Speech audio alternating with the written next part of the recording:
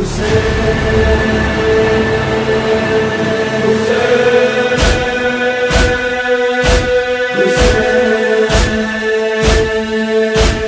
फर्शे अज़ा सबके लिए है, ज़हरा की दुआ सबके लिए है। ये फर्शे अज़ा सबके लिए है, ज़हरा की दुआ सबके लिए है।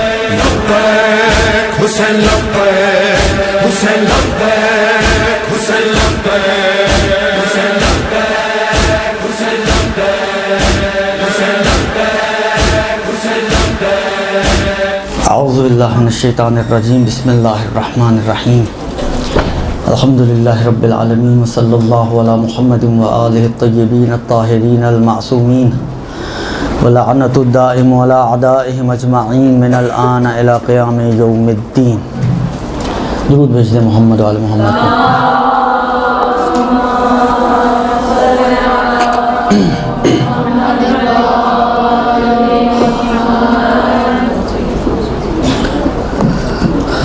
जैसे कि आप लोगों को मालूम है, मौजू जो है गुफ्तगू का इस्लाम में ज़ाकिर या ज़ाकिरा की खुसूसियात।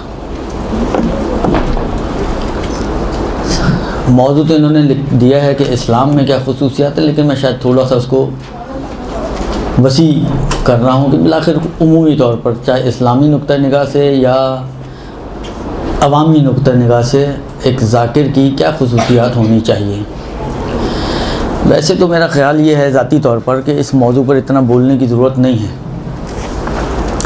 इसकी वजह ये है कि अभी आप लोग सब यहाँ बैठी हैं ना,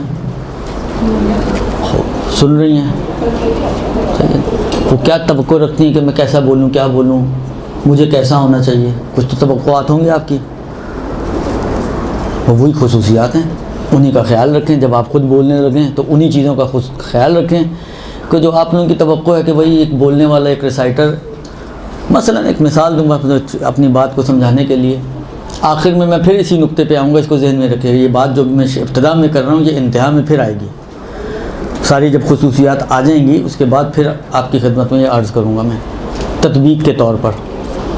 मतलब फ़र्ज़ करें अभी आप बैठी हैं, आपको पता है कि ये ज़ाकरी कोर्स के हवाले से क्लासेस हो रही हैं, तो आपकी तवक्को होगी कि इसी हवाले से कोई बातें की जाए। अब मैं यहाँ पर ओहद हो, खंदक हो, खैबर हो, नम कोई अखलाकियात, मसलन फ़र्ज़ करें पड़ोसियों का हक़ अदा करना और कोई इस किस्म की बातें लेकर बैठ जाऊँ, तो आप 1.5 घंटे बाद आप क्या कहेंगी? 1.5 घंटा ज़ाया हो गया, हमें जिसलिए बुलाया था वो तो बोले ही नहीं कुछ आगा, मौजू पे तो कोई बात ही नहीं की उन्होंने। बस आपकी तवक्को ये है कि मुनासिबत से बात होनी चाहिए, दुरुस्त। यही जब आप ख़ुद बैठें कुर्सी पर तो लिहाज रखें कि मौजू मौके की मुनासिबत से हो।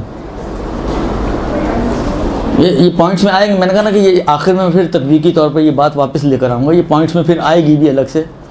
अब मतलब फ़र्ज़ करें किसी ने आपको इशाले सवाब की, किसी के बाप का इंतकाल हो गया, मजलिस के बुलाया, आपने फ़लसफ़ा लेकर बैठ गए और दूसरी इधर उधर की कहानियाँ लेकर बैठ गए, ना बाप का जिक्र, ना बाप जिस शोबे से मुताल्लक़ था। बाज़ औक़ात होता है ना कि बाप मसलन कोई आलिम था तो आपने कोई इल्म उलमा की फ़जीलत बयान कर दी, बाप मसलन डॉक्टर था तो आपने कोई तिब व तबाबत की फ़जीलत बयान कर दी रिवायात की रोशनी में।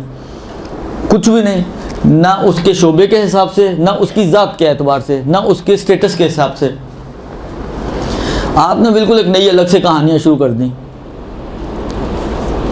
तो ये आप, जिससे आपको तवक्को नहीं है एक रिसाइटर से कि वो बग़ैर मौजू के इधर उधर की कहानियाँ सुनाए, तो जब आप कहानियाँ सुनाने बैठें तो आप भी इस बात का ख्याल रखें कि इधर उधर की कहानियाँ न सुनाएं, मौजू के मरबूत कहानियाँ सुनाएं। आपकी तवक्को ये है कि रिसाइटर ज़रा आराम आराम से बात करें, ऐसा ना हो कि कोई पीछे लगा हुआ उसके, दुरुस्त। आराम आराम से इस अंदाज से बात करें कि सामने वाले की समझ में आए। खूब तब आप बात करने बैठें तो इस बात का लिहाज रखें कि जब डिलीवर करें तो इस अंदाज से डिलीवर करें कि सामने वाले की समझ में आए। अब फ़र्ज़ करें मैं यहाँ पर बड़ी गहरी किस्म की इल्मी बहस शुरू कर दूँ, इस्तिलाहात इल्मी शुरू कर दूँ, तो आप 1.5 घंटे बाद कहेंगे बहुत बाउंसर मारे आगा ने, सारी ऊपर से गुजर गई। खूब ये बात आप भी ख्याल रखें कि जब आप बोलने बैठे तो बाउंसर ना मारें आप। ऐसी बातें ना करें कि जो ऊपर, यानी बिलाखिर जो आपकी तवक्कुआत हैं एक रिसाइटर से जिसके सामने आप बैठी हुई हों, जब उल्टी कहानी हो जाए कि आप रिसाइटर बन जाएं और सामने दूसरे लोग सुन रहे हों, तो उन्हीं चीज़ों का बस ख्याल रखें जो आपकी तवक्कुआत थी, तो आप बेहतरीन रिसाइटर बन जाएंगी। हमारी मुश्किल यही होती है कि हमारी तवक्कुआत कुछ और होती हैं, जब हम खुद उस मरहले पर आते हैं तो किसी और लाइन पे चल रहे होते हैं। तो हमारी तवक्कुआत और हमारे अमल में मैचिंग नहीं हो पाती है, जिसकी वजह से बिलाखिर गड़बड़ें हो जाती हैं। इस बात को जहन में रखें। तो अब हम मौजू की तरफ चलते हैं। देखें, ये जो खुसूसियात हैं, यानी अगर सोचने बैठे हैं आप और निकालने बैठे तो शायद 50 खुसूसियात आप बना लें। एक छोटी छोटी चीज़ को आप खुसूसियत बना सकते हैं कि भाई इस चीज़ का भी ख्याल रखने की ज़रूरत है, इस चीज़ का भी ख्याल रखने की ज़रूरत है, इस चीज़ का भी ख्याल रख। मैं अभी सारी बातें 1.5 घंटे के अंदर सारी बातें तो नहीं आ सकती हैं, तो जो फ्रेम लेकर आया हूँ मैं अपने हिसाब से वो आपकी खिदमत में अर्ज़ करता हूँ। ये जहन में रखिएगा कि मुनहसर नहीं है इन्हीं के अंदर। मुमकिन है कोई और अच्छी चीज़ आपके जहन में आ जाए, आप खुद ऐड कर लीजिएगा उसके अंदर कि भाई ये खुसूसियत भी होनी चाहिए, क्योंकि जितना मुझे मौका मिला देखने का, कंपाइल करने का, उस हिसाब से मैंने इसको देखा और कंपाइल किया। और जहाँ तक मैं इसको अब इनमें से भी जो डिलीवर हो सके। कुछ खुसूसियात वो हैं कि एक मुबल्लिग के लिए, एक मुबय्यिन के लिए जो लोगों के दरमियान बयान करना चाहता है, कुछ कुरान में बयान हुई हैं कुरानी खुसूसियात। सूरह मुबारक ताहा आयत नंबर 25 से ज़ाहिरन 27 तक या 28 तक, 25 एंड ऑनवर्ड्स, 3 टुकड़े शायद, मेरा ख्याल है 25 से 27 समझ लें आप। बिस्मिल्लाहिर्रहमानिर्रहीम। ये आयत उस मौके की हैं कि जब परवरदिगार आलम ने हज़रत मूसा की ज़िम्मेदारी लगाई कि जाओ फ़िरौन को और जाके डराओ और उसको दीन का पैगाम पहुँचाओ। लअन्नहु तग़ा, इसलिए कि उसने तुग़यान किया है और बगावत की है। दुरुस्त। अब हज़रत मूसा जाना चाहते हैं फ़िरऔन के पास, क्या करने? दीन का पैगाम देने, तबलीग करने। यही काम आपका भी है। मिंबर पे बैठ के आपने क्या करना है? तबलीग दीन, बयान दीन, बयान अहकाम, बयान मारिफ़ इस्लाम, वही आपने भी करना है। हज़रत मूसा इससे पहले कि फ़िरऔन के पास जाएं और जाके उसको बयान करें, हज़रत मूसा खुदा से दुआ कर रहे हैं। एक नुक्ता तो हम यहाँ पे ये भी निकाल सकते हैं कि जब भी आप मेंबर पे बैठने जाएं, पहले खुदा की बारगाह में खुदा से दुआ करें, अहले बैत से तवस्सुल करें। बाज़ बुज़ुर्गान की मुझे याद है अच्छी तरह, शेख जवाद तबरेज़ी साहब का नाम आप लोगों ने सुना होगा, मरहूम, खुदा रहमत करे। हम जब उनके दर्स में जाया करते थे, उनकी हालांकि वो भी वाली बात है, दर्स खारिज दिया करते थे, वो मजलिस तो नहीं पढ़ रहे होते थे, लेकिन उसके बावजूद दर्स था, उसके बावजूद वो जब भी दर्स के लिए हाजिर होते थे पहले 2 रकत नमाज़ पढ़ा करते थे, उसके बाद ऊपर जाया करते थे। यही रविश हमें भी अपनानी चाहिए। पहले हज़रत मूसा भी यही सिखा रहे हैं। जब हज़रत मूसा को हुक्म दिया, हज़रत मूसा ने आस्तीनें चढ़ाई और निकल खड़े हुए और पहुँच गए दरबार में उसके। फिर उनके ऐसा नहीं किया, बल्कि पहले खुदा से दुआ की, बिस्मिल्लाहिर्रहमानिर्रहीम, रब्बिश्रह ली सदरी व यस्सिर ली अमरी वहलुल उक़दतम मिन लिसानी यफ़क़हू क़ौली। बेहतरीन दुआ है। यही दुआ आप भी खुदा से मांगें जब भी मिंबर पे जाने बैठें। खुद इसी के अंदर अगर आप देखें तो 2-3 क्वालिटीज़ मौजूद हैं। रब्बिश्रह ली सदरी, पहली खुसूसियत कुरान के मुताबिक एक मुबल्लिग की शरह सदर है। पहली खुसूसियत एक मुबल्लिग की शरह सदर है। अगर मैं बहुत आसान इस शरह सदर की वजाहत करना चाहूँ तो हमारी उर्दू ज़बान में आप कहते हैं यार उसका ज़र्फ़ बहुत बड़ा है। किसी को मसलन फ़र्ज़ करें, आप देखते हैं कि यार लोग उसको परेशान भी कर रहे हैं, लोग उसको बातें भी कर रहे हैं, लोग उसको बुरा भला भी कहते हैं, मगर वो बड़े तहम्मुल से हर चीज़ को बर्दाश्त करता है और उनकी बातों को सुनता है गुस्सा होने की बजाय, नाराज़ होने की बजाय उनको जवाब देता है। तो आप क्या कहते हैं ऐसे आदमी के बारे में? तो बहुत ज़र्फ़ वाला आदमी है, आला ज़र्फ़ है, ज़र्फ़ बहुत बड़ा है इसका, दिल बहुत बड़ा है इसका। यही मफ़हूम है शरह सदर का। शरह सदर ऐसा नहीं है कि मतलब शरह सदर यानी सीने को खोलना। आप कहें पहले जो सीना था वो 24 इंच का था, अब वो सीना जो है शरह सदर के बाद 48 इंच का हो गया, सीना बड़ा हो गया, ऐसा तो नहीं है। वो आपका जो ढांचा है वो तो उतना ही रहेगा, मुंतहा आपकी ज़र्फ़ियत बढ़ जाती है, आपके अंदर ज़ब्त, तहम्मुल ये बढ़ जाता है आपका। क्योंकि जब आप निकलते हैं तो इस तबलीग के काम में, इस बयान दीन के काम में बिलाखिर नामुलायमात से इंसान का सामना होता है। तरह तरह के लोग होते हैं, कितने ही ऐसे लोग होते हैं जो अपने आप को बहुत बड़ा फन्ने खान समझ रहे होते हैं, किसी को कुछ समझने के लिए तैयार ही नहीं होते। वो जब आपसे बात करते हैं तो आपको जब कुछ किसी खाते में लाते ही नहीं हैं, जब आपकी अहमियत के कायल ही नहीं है, जब आपको कुछ समझते ही नहीं हैं, अपने आप को आपसे बेहतर समझते हैं, तो आपके ख्याल में क्या बड़े अदब और एहतराम से बातचीत करेंगे आपसे। बाज़ औक़ात बात भी जाहिलाना अंदाज में करते हैं। लेकिन इज़ा ख़ातबहुमुल जाहिलून, ये एक आम मोमिन की अलामत है कि क़ालू सलामा। जब मोमिन ख़िताब करता है उससे और जब जाहिल उससे मुखातब होता है और जहालत का मुज़ाहरा करता है तो वो जहालत का जवाब जहालत से नहीं देता। तो एक आम मोमिन के अंदर इतना से सदर होना चाहिए, ये शरह सदर होना चाहिए। तो एक मुबल्लिग का तो कितना होना चाहिए हौसला, कितनी वुसअत क़ल्बी उसको चाहिए। लिहाजा रसूल खुदा सल्लल्लाहु अलैहि वसल्लम के बारे में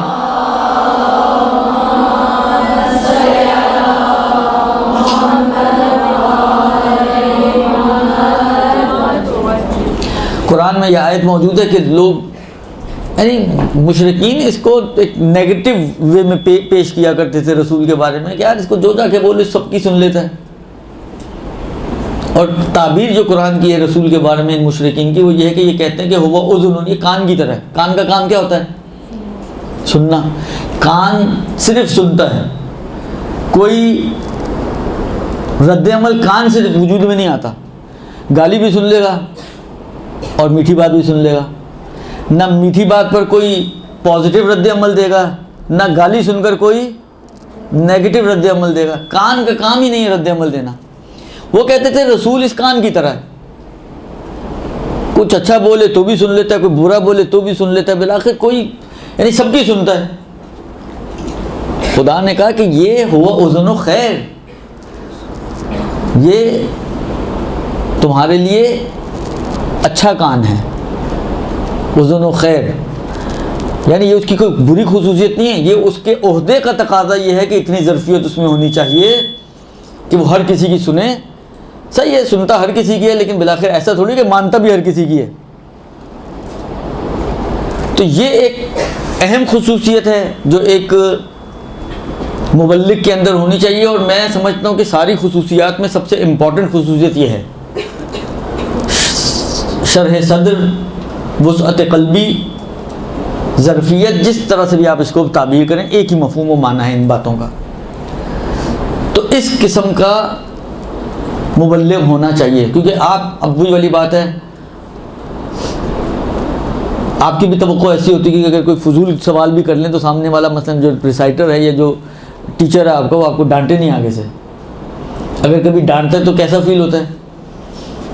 चार आदमियों में अगर डांट पड़ जाए तो इंसान को फील होता है इन्होंने तो बेइज्जती कर दी, इन्होंने तो कोई लिहाज ही नहीं किया, कोई किसी चीज़ का ख्याल ही नहीं रखा। यानी उस रिसाइटर का भी एक इम्पैक्ट ऑटोमेटिकली गलत इम्पैक्ट लोगों के ऊपर पड़ता है। यानी आप ना खुद कभी जुर्रत करेंगी, कभी कोई आपकी सहेली आपकी अड़ोस पड़ोस में बैठी करे, मैं पूछती हूँ, आप उसको भी डराएंगी क्या ये डांट देते हैं। ये नहीं होना चाहिए, ये नहीं होना चाहिए।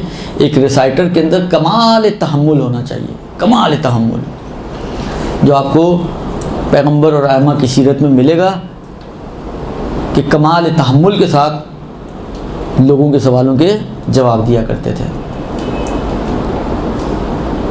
ये पहली चीज़, रब्ब इश्रह ली सदरी व यस्सिर ली अमरी। खुदा से दूसरी दुआ जो मांगी जा रही है वो ये कि जो काम तूने मेरे हवाले किया है उसको मेरे लिए आसान बना दे, आसानी से मैं उस बात को डिलीवर कर सकूं, आसानी से उस बात को पेश कर सकूं, यानी खौफ ना हो मेरे दिल में किसी का भी। जब आप लोगों को दीन सिखा रही हैं तो ये ना सोचें कि फ़लानी क्या सोचेगा, फ़लाना क्या कहेगा, वो आइंदा बुलाएगा, आइंदा नहीं, ये सारी चीज़ों को बालाए ताक रख के अपना काम अंजाम दें। आपकी एक जिम्मेदारी है। देखिए, मिंबर कोई घर की आम कुर्सी नहीं है, चाहे उस घर की आम कुर्सी को ही मिंबर की जगह पे रखा जाए, लेकिन जब वो बेउनवान मिंबर रखी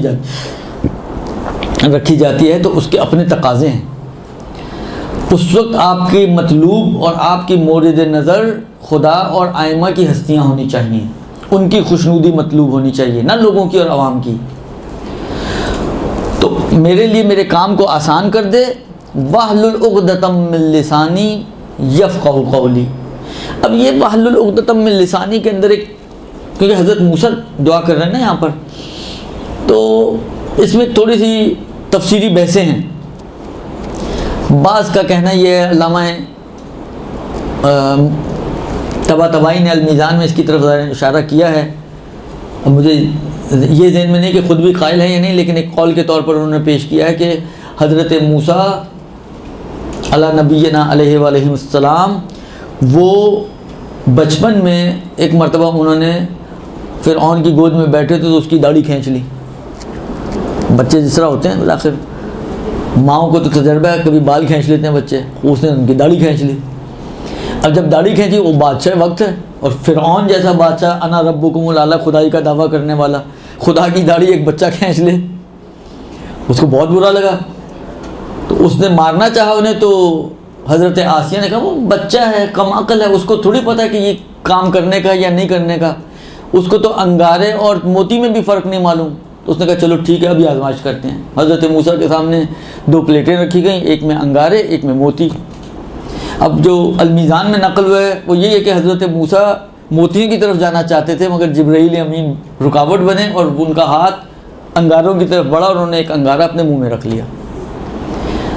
अब ये उस वक्त से उनकी ज़बान में बिलाखिर जली होगी ना, तभी तो यही है, जली होगी ज़बान, तो वो उनकी ज़बान में लुकनत थी। अब कुछ ये कहते हैं, कुछ कहते हैं कि नहीं, नबी और इमाम के बारे में हमारा अक़ीदा तो यही है कि नबी और इमाम कोई भी ऐसी बीमारी में या ऐसी खुसूसियत में मुब्तला नहीं हो सकता कि जो लोगों के दरमियान उसका मजाक बने या लोगों के दरमियान उससे नफ़रत पैदा हो जाए, लिहाजा लुकनत नहीं थी। हाल अब लुकनत थी या नहीं थी, हज़रत मूसा, क्योंकि मैंने कहा ना कि यही दुआ हज़रत रसूल खुदा ने भी मांगी है खुदा से, तो ये तो तयशुदा अमर है कि रसूल खुदा की ज़बान में तो कोई लुकनत नहीं थी। तो अब ज़रूरी नहीं है कि लुकनत ही हो, और उसी की तरफ इशारा और हो भी सकता है, लेकिन बहरहाल हज़रत मूसा अगली सिफत जो बयान कर रहे हैं वो ये कि ज़बान की जो गिरें हैं वो खुल जाएं। अब गिरें अगर लुकनत है तो मुराद शायद वही हो कि मैं अपनी बात को रवानी से और आसानी से बयान कर सकूं, और अगर लुकनत ना हो दूसरे नज़रिए के मुताबिक तो मुराद ये है शायद कि ये जो बाज़ वक़्त बयान इतना संगीन होता है, इतना वज़नी होता है कि आप सामने वाले को, जैसे मैंने कहा ना, बाउंसर मार के उठ कर आ गए, उसकी समझ में नहीं आया कि आपने क्या कहा भाई, तो ये भी मुमकिन है मुराद हो दूसरे कौल की बिना पर। खुलासा मेरे बयान को ऐसा बना दे, मेरी ज़बान को ऐसा रवां कर दे कि यफ़क़हू क़ौली, लोग मेरी बातों को समझ सकें। ये भी बड़ी अहम चीज़ है। आपने 1.5 घंटा बोल दिया, अब मैं 1.5 घंटा बोलने के बाद चला जाऊँ, आप लोग कहें कुछ समझ में तो कुछ आया ही नहीं, कोई लुकनत नहीं है ज़बान में, कोई अटक नहीं रहा हूँ, रवानी से सारी चीज़ें आप तक मुंतकिल कर दी, मगर आपकी समझ में नहीं कुछ आया। बिलाखिर कहना क्या चाह रहे हैं आप? होता ना बाज़ वक़्त आप किसी मजलिस में जाते हैं, आप कहते हैं समझ नहीं आया कि मौलाना साहब कहना क्या चाह रहे थे, उनका असल दर्द दिल क्या था। घंटा भर सुन के तो आ गए हम, लेकिन हुआ क्या पता ही नहीं चला, क्या डिलीवर करना चाह रहे थे, मौजू क्या था उनका, क्या समझाना चाह रहे थे, बिलाखिर कुछ पता नहीं चला। तो आखिर में हज़रत मूसा कह रहे हैं कि एक तो ज़बान की गिरहें भी खोल दे, और दूसरा बयान ऐसा हो मेरा कि जब मैं उससे जाके बातचीत करूं तो यफ़क़हू क़ौली, वो मेरी बात भी समझ सके। तो ये 3-4 खुसूसियात एक अच्छे रिसाइटर में भी होनी चाहिए। शरह सदर होना चाहिए, खुदा से ये दुआ करें कि आसान हो आपका ये काम, आपकी ज़बान की जो गिरें हैं वो खुल जाएं और आपकी बात इतनी ऐसी हो कि बहुत वाज़ेह और क्लियरली आप सामने वाले को डिलीवर कर सकें। ये सूरह ताहा की चंद आयतों की रोशनी में। इसके अलावा मैं आपकी खिदमत में अर्ज़ करूँ, बहुत मशहूर व मारूफ रिवायत है, ज़ाहिरन ख़त्मी मरतबा सल्लल्लाहु अलैहि वसल्लम की रिवायत है।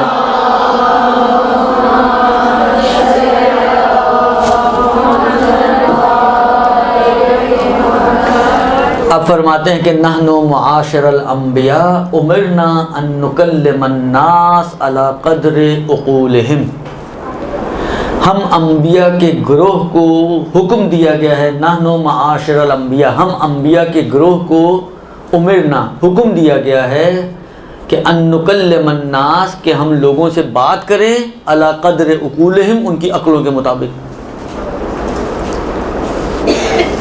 आप बाज़ औक़ात अवाम से बात कर रहे हैं, आप बाज़ औक़ात इंटेलेक्चुअल से बात कर रहे हैं, बाज़ औक़ात आप मसलन यूनिवर्सिटी के स्टूडेंट से बात कर रहे हैं, बाज़ औक़ात आप थके हुए मज़दूरों से बात कर रहे हैं, बाज़ औक़ात आप पढ़े लिखे लोगों से बात कर रहे हैं, बाज़ औक़ात आप देहातियों से बात कर रहे हैं। आपने अपना मेयार बस एक ही रखा हुआ है, ये गड़बड़ है, ये गड़बड़ है।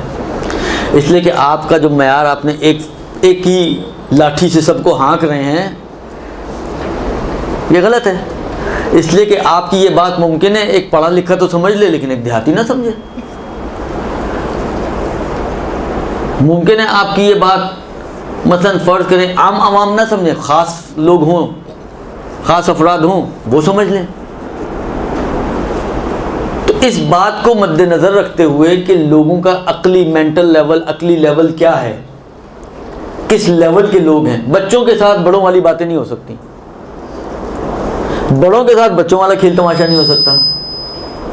अब बात औक़ात हमारे माशरे में तो होता है ना, मसलन बच्चों की मजलिस है, मसलन किसी स्कूल में आपको ज़ाकरा के उन्वान से मसलन फ़र्ज़ करें इमाम सज्जाद के शहादत की मजलिस है, अब आपको बुला लिया, अब आपने जो याद की हुई है बस वही पढ़ दिया आपने भी। अब वो बच्चे मसलन फ़र्ज़ करें छोटे छोटे बच्चे हैं, कोई 6ठी क्लास की बच्ची है, कोई 7वीं क्लास की है, मसलन इस लेवल के फ़र्ज़ करें 5th से लेकर मैट्रिक तक की बच्ची हैं या 5th से लेकर 8th तक की बच्ची हैं। अब आप उनकी जो ज़हनी सतह है उसको भी तो मद्देनज़र रखें। आप उनको मद्देनज़र रखे बगैर जो याद करके आई हुई हैं या पहले से जो याद की हुई है वही आके उसको भी सुना दी आपने, तो कभी भी बच्चों का दिल नहीं लगेगा इस मजलिस में, इंटरेस्ट बरकरार नहीं होगा उन बच्चों का। या मसला आप बड़ों के दरमियान बच्चों वाली बातें लेके बैठ गई आप, तो बड़ों का इंटरेस्ट बरकरार नहीं रहेगा, वो कहेंगे क्या सुना रही है हमें, बच्चा समझा इसने। खुलासा लोगों का जो मेंटल लेवल है, लोगों का जो ज़हनी सतह है, कल्लिमिन नास अला क़द्रि उक़ूलिहिम, उनकी अक्लों के मुताबिक उनसे बात करो, उनकी अक्लों के मुताबिक उनसे बात करो।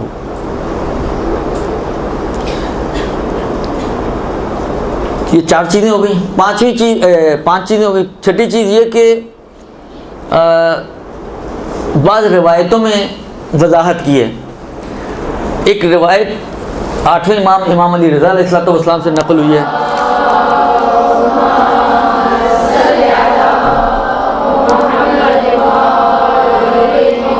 मौला फरमाते हैं रहमल्लाहु इमरान, या बाज़ में अब्दन है कि आहया अमराना, खुदा रहम करे उस शख्स पर। अच्छा ये शख्स का है तो शख्स से मुराद यहाँ पे मर्द और औरतें दोनों शामिल हैं। जब शख्स की बात आती है तो शख्स मर्दों के लिए सिर्फ इस्तेमाल नहीं होता रिवायतों की ज़बान में, तो यहाँ पर मर्द और औरत दोनों शामिल हैं। रहमल्लाहु इमरान, खुदा रहम करे। अगरचे कि लफ्ज़ इमरा इसके मुकाबले में इमराअतुन इस्तेमाल होता है, लेकिन यहाँ पर मुराद दोनों हैं। खुदा रहम करे उस शख्स पर कि आहया अमराना, जो हमारे अम्र को ज़िंदा करता है।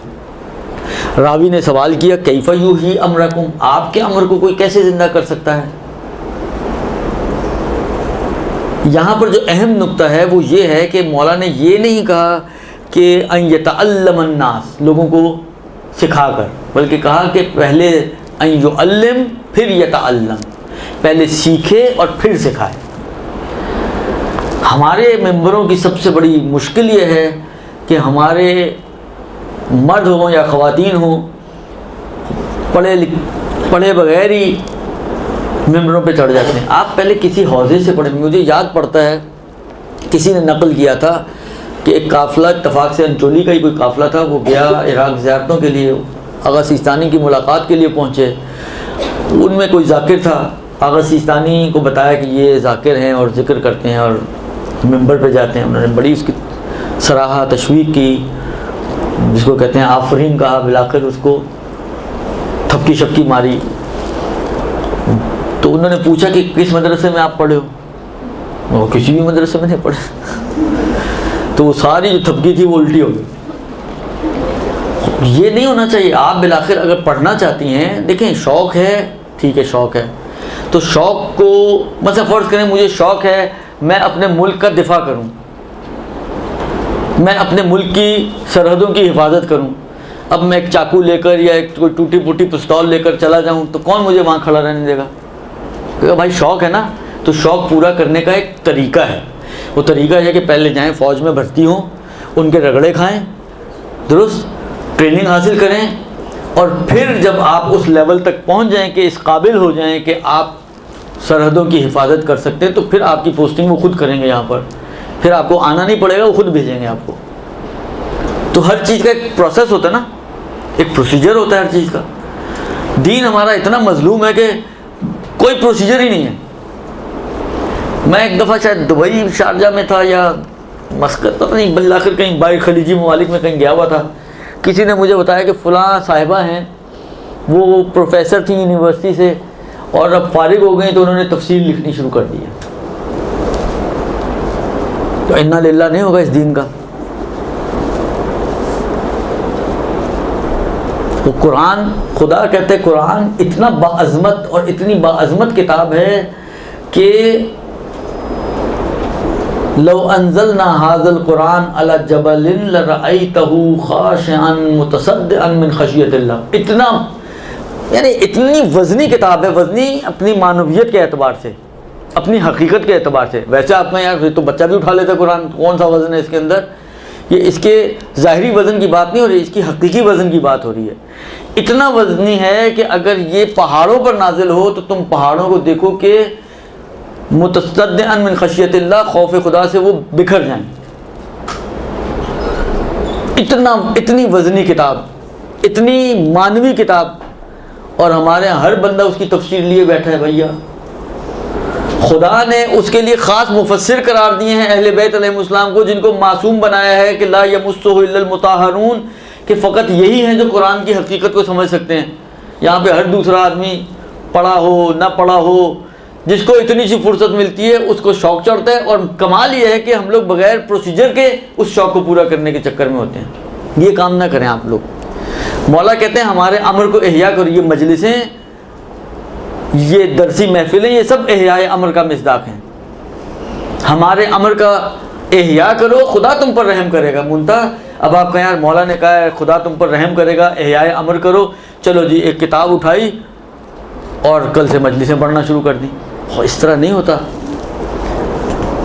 आप अगर वाक़ई खिदमत दीन करना चाहते हैं, हकीकी मानों में खिदमत दीन करना चाहते हैं, तो किसी मदरसे को ज्वाइन करें जो आपको अच्छे तरीके से दीन सिखाए। पहले ये अन यतअल्लम, अन युअल्लिम फिर यतअल्लम है, पहले खुद सीखे फिर सिखाए। हमेशा याद रखें सिखाने का और बताने का मरहला बाद का है सीखने और के मरहले के, यानी दोनों के अंदर तरतीब है। दोनों लेवल में भी नहीं है कि आप कहें कि साथ साथ सीखते रहो और साथ साथ सिखाते भी रहो। उसूली तौर पे ये भी गलत है। दोनों के अंदर तरतीब है। पहले सीखो, पहले उस लेवल तक पहुंचो कि तुम इस काबिल हो जाओ कि तुम दीन के खिदमत गुजार बन सको। वइल्ला होता ही है। मैं जब कुम में था, एक आयतुल्लाह थे, आयतुल्लाह खुदा रहमत करे इंतकाल हो गया, आयतुल्लाह हरम पनाही। मुझे जो याद पड़ता है, एक दफ़ा हम लोग बैठे हुए थे, कहते हैं कि आपके पाकिस्तान का एक बंदा है मेरे पास, पहले शायद यहाँ पे तालिब इल्म, देखें नाकिस इल्म का ये नुकसान होता है कि आपने दरमियान में छोड़ दिया ये समझ के कि भाई हम बहुत बड़े फन्ने खान तो बन ही गए हैं, तो चलो जी अब काम शुरू कर दो। कहते हैं वो एक किताब लेकर आया मेरे पास, और वो तायद के लिए नहीं होता है, तकरीर शुरू में लिखी जाती है तायदनामा कि जी मैंने ये किताब पढ़ी है और माशाल्लाह बड़ी अच्छी किताब है। ये वो आगा के पास लेके गया। किताब का मौजू क्या था? इमामत अबू तालिब अलैहिस्सलाम। वो हज़रत अबू तालिब की लोगों को ईमान में शक है, ये वो इमामत साबित कर रहा है।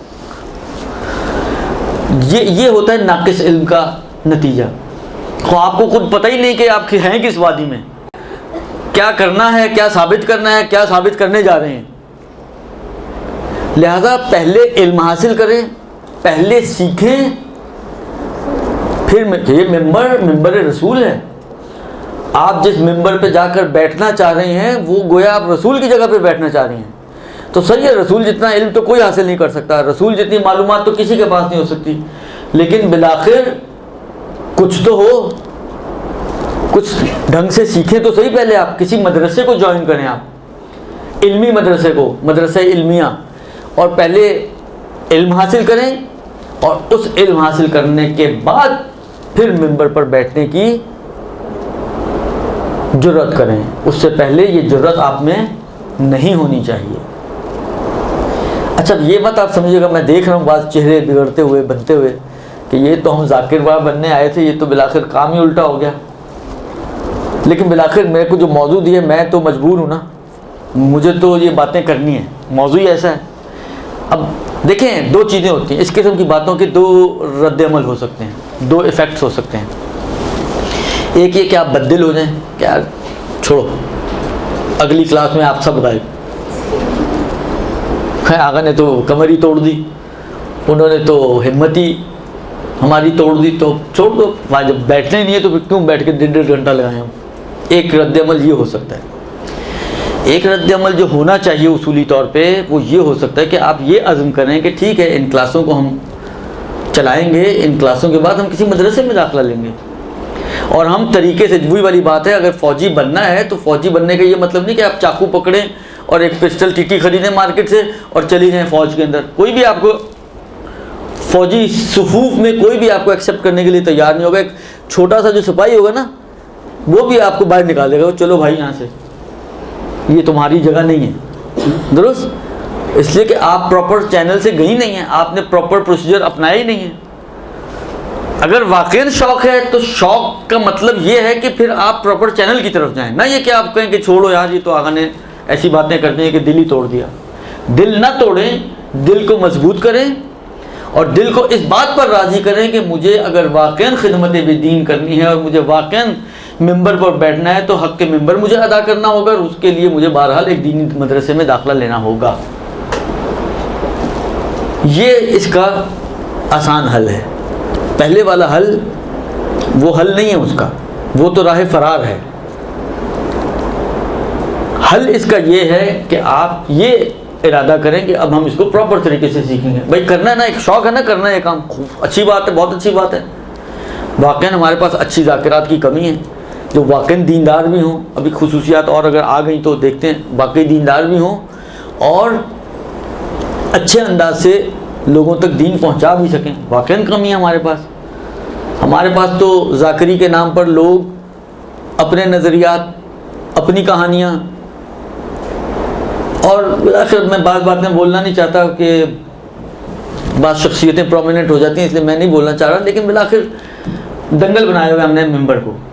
मिंबर नहीं रहे इस वक्त, मिंबर जो है वो दंगल बन गए इस वक्त। हर कोई जिसको कहे ना तब आजमाई कर रहा है, हर कोई जोर आजमाई कर रहा है, जो उसको अच्छी समझ में बात आ रही है वो अपनी ही बात को देखें। हमारा काम अपने मिंबर, अपने नज़रियात, हाँ या तो आप फ़क़ीह हों तो सही है, आप अपनी राय देने का हक़ रखती हैं, लेकिन अगर आप फ़क़ीह नहीं हैं, आप उस मरहले पे इल्मी एतबार से नहीं हैं, तो आप जितना हक़ रखती हैं वो सिर्फ़ इतना है कि अहले बैत अतहार के फ़रामीन को लोगों तक मुंतकिल करें, ना ये कि अपनी राय लोगों पे थोपें। आप मैं तो यूँ समझती हूँ और मुझे तो ऐसा अच्छा लगता है और मुझे तो वैसा अच्छा लगता है, वो आप हैं क्या?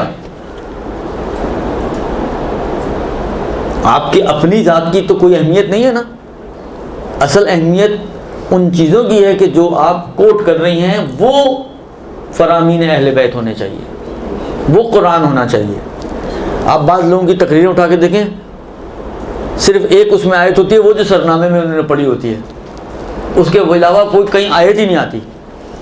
और बाज़ की तो ऐसी तकरीरें होती हैं कि ना आयत आती है और ना कोई रिवायत आती है, सिर्फ अल्फाजों के साथ। तो ये ऐसा जाल, बयान भी अच्छा होता है, इसमें कोई शक नहीं है, बाज़ औक़ात बयान भी अच्छा होता है, मगर अल्फाज का ऐसा जाल बिछाया हुआ होता है कि इंसान उसी अल्फाज के जाल में ही मगन रहता है, खुद भी ये नहीं सोचता सुनने वाला कि यार इसने ना कोई आयत ना कोई रिवायत, तो क्या पढ़ा इसने। अब आप खुद सोचें ना, आयत हो ना रिवायत हो तो क्या होगा फिर? ज़ाती इस्तेहसानात ही होंगे ना, ज़ाती आरा ही होंगे अपने, उसके ज़ाती नज़रियात होंगे, और क्या होगा। जब किसी तकरीर में ना आयत हो ना रिवायत हो तो फिर क्या होगा? मेरी अपनी राय, मेरी अपनी बातें, मेरे अपने नज़रियात, या मुझ जैसे दो चार और के नज़रियात बता दूंगा मैं कि भाई मैं भी कायल हूँ, और मतलब मैं अकेला नहीं हूँ, मेरे साथ चार आदमी और भी, आगे एक्स, आगे वाई, आगे जेड, चार आगाओं का नाम भी ले लूँगा। मतलब ये आगा तो कह रहे हैं, मगर इमाम सादिक क्या कह रहे हैं ये बताओ ना भाई। आगा तो कह रहे हैं, इमाम बाकिर का क्या फरमान है ये बताओ हमें। आगा ने तो ये कह दिया, इमाम सादिक, इमाम बाकिर, इमाम रिज़ा, इमाम हुसैन, इमाम अमीरुल मोमिनीन, ख़त्मी मरतबत, इनके फरामीन कहाँ हैं? तो आप पहला मरहला ये है कि सीखो, जब सीख लो तो फिर दूसरा मरहला आता है कि अयतअल्लमन्नास, लोगों को सिखाना। तो एक और खुसूसियत जो यहाँ से हमें समझ में आती है इस रिवायत शरीफा से, जो 8वें इमाम की मैंने आपकी खिदमत में अर्ज़ की, वो ये है कि पहले अपनी मालूमात को बढ़ाएं, इल्म हासिल करें, फिर इल्म दें, इल्म लें और फिर इल्म दें। अब इल्म लेने के लिए मुख्तलिफ ज़राए आप इस्तेमाल कर सकते हैं। आप लोगों के लिए मैं एक और नसीहत मेरी, वैसे तो बातों बातों में आपको मैंने अर्ज़ कर दिया, किताबें पढ़ने की आदत डालें। शौक़ नहीं है किताबें पढ़ने का, मिंबर पे ना जाएं, मैं तो यही कहूँगा सिंपल। जिसको किताबें पढ़ने का शौक़ नहीं है, उन तमाम बहनों, बच्चियों, बेटियों से मेरी गुजारिश ये है कि वो मिंबर के ख्वाब ना देखें, इसलिए कि पढ़े बगैर जाएंगी तो बगैर इल्म के जाएंगी। वही वाली बात है, बगैर इल्म के जाएंगी तो बजाय इसके कि ईमान अबू तालिब को साबित करें, आप इमामत अबू तालिब को साबित कराएंगे। दुरुस्त, ये मुश्किलात खड़ी हो जाएंगी। लिहाजा बेहतर ये है कि ऐसी बहनें, ऐसी बच्चियाँ जो शौक़ तो रखती हैं लेकिन पढ़ने का शौक़ नहीं रखती, वो मिंबर के ख्वाब देखना छोड़ दें। पढ़ने का शौक़ कैसे पैदा किया?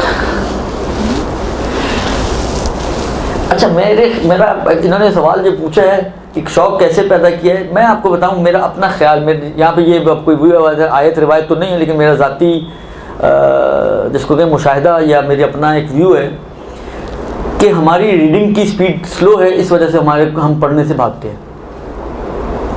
मतलब फ़र्ज़ करें ये किताब हो, हालांकि छोटी सी किताब है ना, उसमें 100 सफ़े की किताब, आप मतलब 2 सफ़े पढ़ने में 1 घंटा लगा दें,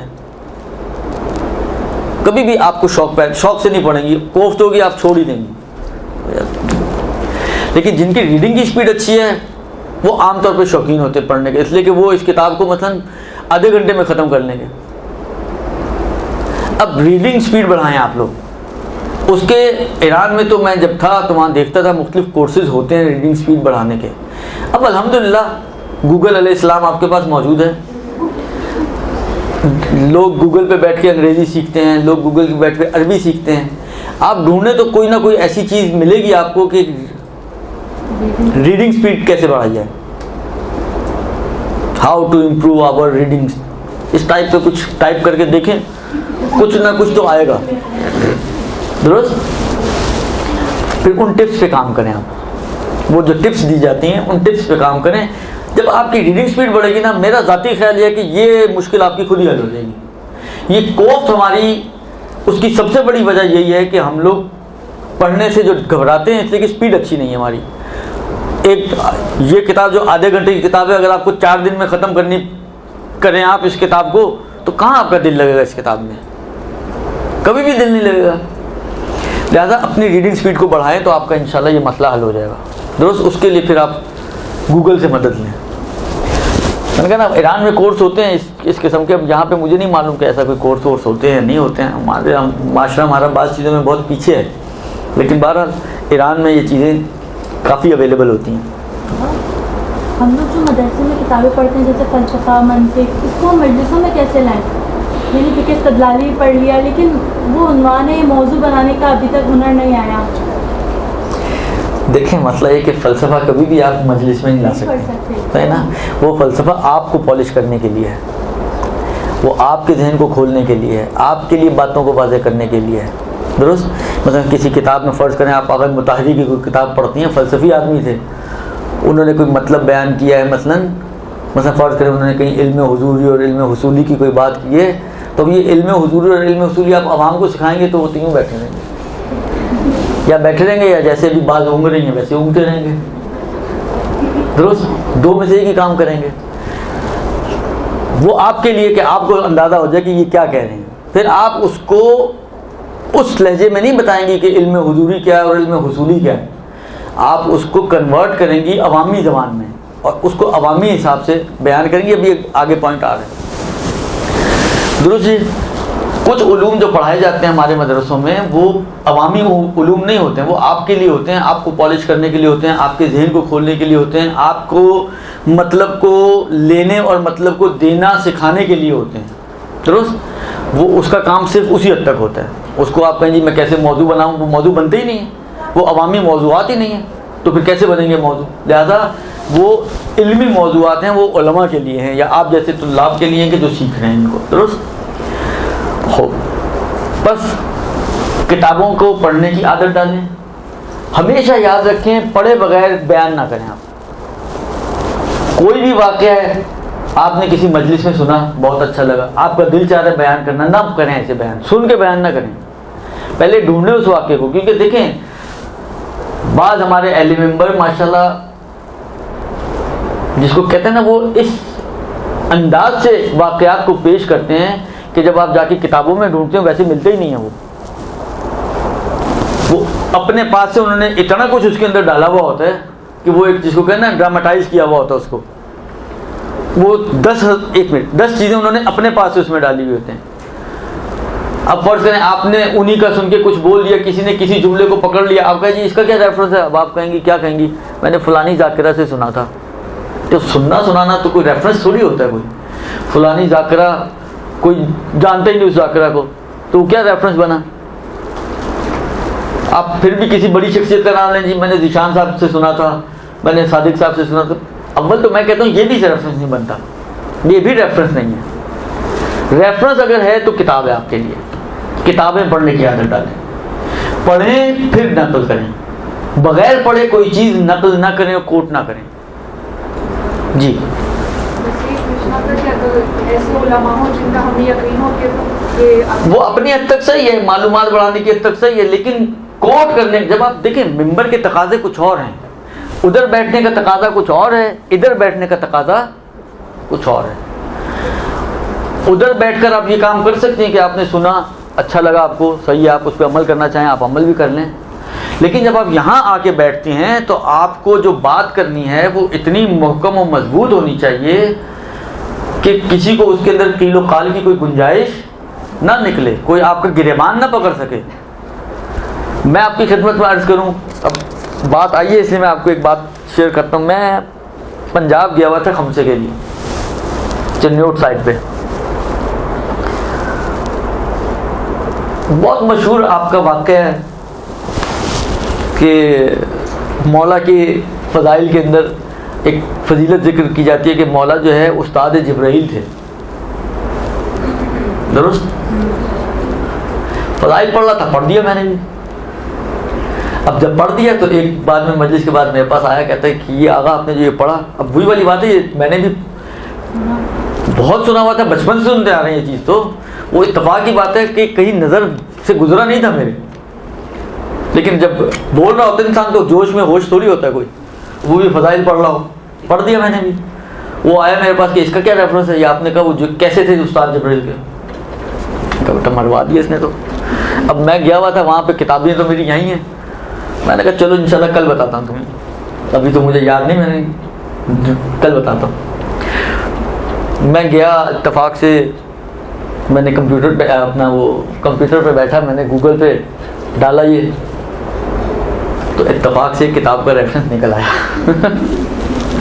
तो फिर जाके मैंने सोचा ये फलानी किताब में ये वाक़या मौजूद है।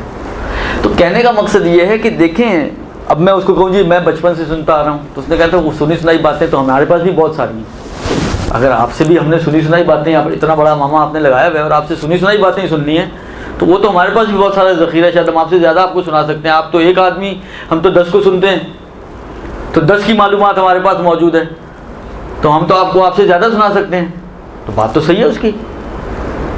लिहाजा कोशिश करें कि कोई भी बात आप कोट करें, आपके पास उसका रेफरेंस होना चाहिए, आपने खुद देखी हुई हो फिर कोट करें, पढ़ी हुई हो फिर कोट करें।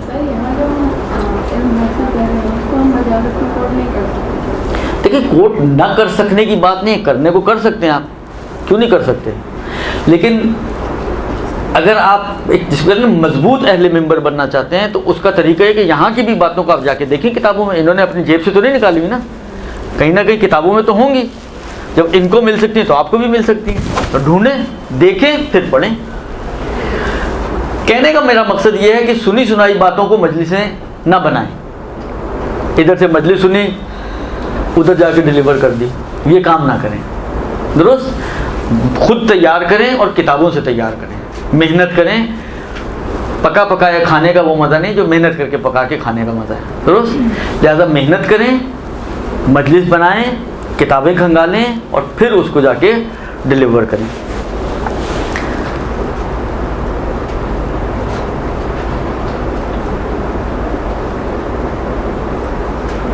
अरे भाई, आप लोग माशाल्लाह, जिस तरह अहले मेंबर के लिए शर्त है कि वो मौजू से के मुताबिक बात करें, तो सुनने वालों के लिए शर्त है कि मौजू के मुताबिक सवाल करें। अब ये तारीख़ी सवाल आप पूछ रहे हैं, इसका भी टाइम नहीं है मेरे पास। मैं पहले अपनी बातें तो पूरी कर लूँ, मुझे उनकी खौफ है कि वो भी पूरी ना हो पाएँ। अगर हम हदीस पढ़ना चाहते हैं और हमारी उर्दू ख़राब है तो क्या करें? पहले उर्दू सीखें, फिर मिंबर पे जाएं। जो लोग लंदन में रहते हैं वो कैसे किसी मदरसे में एडमिशन ले?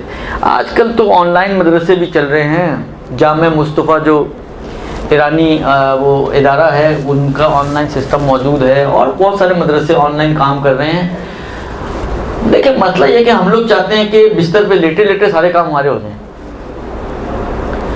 लंदन में नहीं है तो लंदन छोड़ दें। कोई आयत आई है कि आपको लंदन में रहना ज़रूरी है? अगर इतना ही शौक है पढ़ने का, सीखने का, तो छोड़ दें लंदन।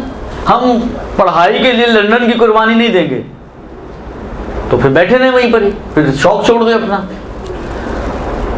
हम लोग, मैंने कहा ना कि मुश्किल से हम लोग चाहते हैं कि सारे काम जिसको है ना बैठे बैठे सारे काम हो जाए। मैं लंदन में बैठा हूँ तो मदरसा लंदन उठ के आ जाए, मुझे उठ के मदरसे में ना जाना पड़े। ये वो थोड़ी होता है। आखिर आपको कुछ करना है, कुछ पाने के लिए कुछ खोना पड़ता है। हम लोग बगैर खोए सब कुछ पाना चाहते हैं, ये इस दुनिया में तो नहीं हो सकता।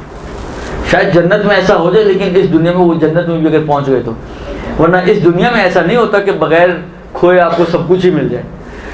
गिव एंड टेक होता है, कहीं आप कंप्रोमाइज़ करते हैं। सही, अगर आपकी नज़र में अहमियत है पढ़ाई की तो लंदन को छोड़ें और जाके ऐसी जगहों पर जाएं जहाँ पे मदरसे मौजूद हैं और जाके मदरसे में सीखें और फिर सीखने के बाद आप डिलीवर करें। अब आप जो है वो उर्दू भी नहीं आती, अब मैं क्या बोलूँ उसका, उर्दू नहीं आती, यही बोलूँगा ना, उर्दू सीख लो भाई। अब इसका तो मेरे पास कोई इलाज नहीं है। अब किताबों के नाम इंशाल्लाह बाद में देखते हैं।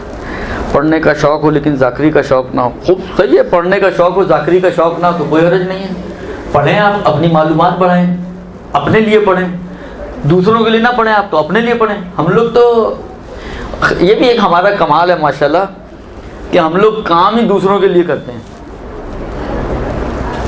हम लोग अगर पढ़ते भी हैं तो दूसरों को सुनाने के लिए, जबकि असल यही है कि पहले अपने आप को ठीक करो फिर दूसरों को। मौला की हदीस है ना, अमीरुल मोमिनीन अली इब्न अबी तालिब अलैहिस्सलाम का इरशाद है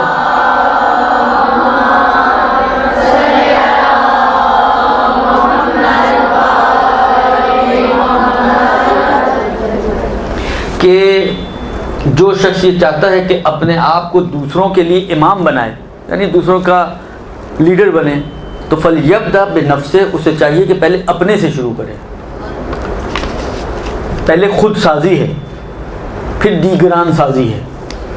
हम लोग खुद साजी को भूल जाते हैं और दीगरान की फिक्र में रहते हैं कि यार माशरे को कैसे ठीक करें, कि माशरा इतना बिगड़ा हुआ है। अरे भाई, माशरा मुझे और आपसे ही मिलकर तो बनता है, पहले अपने आप को तो ठीक कर लूँ मैं। लिहाजा ये नहीं, अगर आपको शौक़ तो कोई हरज नहीं है। ज़ाकिर ज़रूरी के हर मदरसे में पढ़ने वाला ज़ाकिर ही बने। आपके पास दूसरे ज़राए हैं कि जिनके ज़रिए आप अपने जो पढ़ा है आपने या जो माल इमाम आप पर सर्फ हुआ है उसको आप हलाल कर सकें। आप जो है किताबें लिख सकते हैं, आप मकाले लिख सकते हैं, आप ख़ुद मदरसे में पढ़ा कर तदरीस करके दूसरों के को आमादा कर सकते हैं। तो ये भी एक खिदमत होती है, लिहाजा उसके मुख्तलिफ़ तरीक़े हैं। अच्छा, ये जो आपने लिखा है, मैं खुद मंतिक मबादी उसूल में इतना फंस जाती हूँ कि मुझे ज़ाकरी की तरफ देखें। एक और मसला ये कि मेरी जो चीज़ें हैं वो तो रह जाएंगी, आपके सवालों की नज़र हो जाएंगी। अर्ज़ करूँ आपकी खिदमत में कि एक और बड़ी मुश्किल जो हमारी है वो ये है कि हम लोग क्या करना। मैं आपको पहले एक वाक़या सुनाता हूँ, आप बीती दुरुस्त, उसी से आप लोगों को भी अपना जवाब मिल जाएगा। हम लोग जब कुंभ में थे, हमारे एक दोस्त थे, खुदा रहमत करे, इंतकाल हो गया उनका, हाशिम जाफरी साहब, और कुछ और साथी थे हमारे। हम लोग एक इंस्टीट्यूट में थे, वहाँ पे बक़ियतुल्लाह उसका नाम था, और समझे दरसे खारिज वगैरह हमारे वहीं होते थे।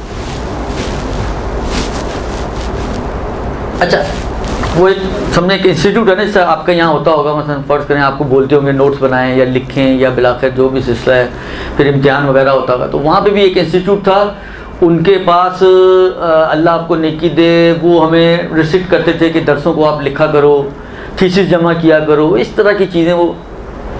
अच्छा, लेकिन ये सब चीज़ें आहिस्ता आहिस्ता ऐड हुई। पहले हम दरसों में जाते थे, कोई लिखता था कोई नहीं लिखता था, उनकी तरफ से कोई जबर नहीं था। फिर उन्होंने एक काम ये किया कि कुछ तुल्लाब जो लिखते थे उनमें से किसी से ले लेते थे, उसी को टाइप वाइप करके फ़ोटो कॉपीज़ बांट दी या प्रिंट बांट दिए। फिर उन्होंने बिलाखिर एक दफ़ा उन्होंने एक और एडिशन किया। उन्होंने कहा कि भाई अब सब पाबंद हैं इस बात की कि हर हफ्ते अपने उसूल और फ़िक़्ह जो भी दर्स हो रहा है उसके थीसिस जमा कराएंगे, अरबी ज़बान में लिखेंगे, यूँ होगा वो होगा, वो जो भी उनकी शराइतनामा था।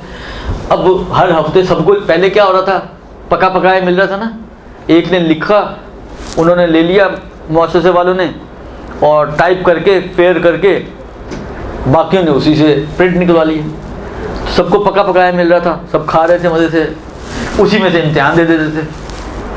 अब इन्होंने रिसीव कर दिया कि नहीं जी, आप जो है वो सब खुद लिखेंगे और ख़ुद जो है वो अपने थीसिस हर हफ्ते जमा कराएंगे।